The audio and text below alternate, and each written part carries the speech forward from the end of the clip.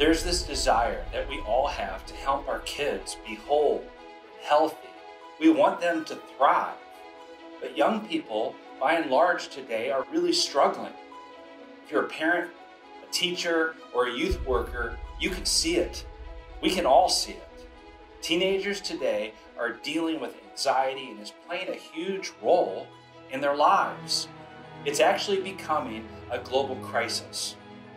So whether it's playing a minor role in the story of a kid or a major role, most kids today are struggling to one degree or another with fears and worries, pressure, and they're having anxiety.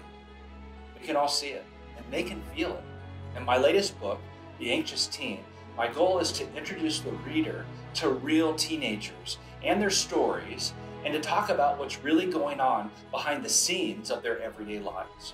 It's a tough world to navigate, and it's getting more and more complex by the day. And so the question for those of us who are in the lives of kids today is, how can we as adults live healthy and whole lives, but then also invite them into a life of peace and wholeness and connection?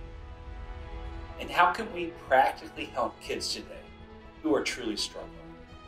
Now, what I cover in the book is not only the latest and most impacting research, but also insight into the hearts and minds of kids, and then strategic and practical steps for the way forward.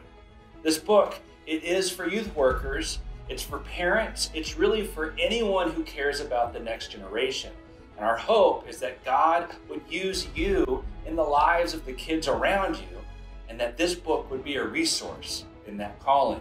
After 30 years of dedicating my life to the next generation, I gotta tell you, I've never felt more hopeful.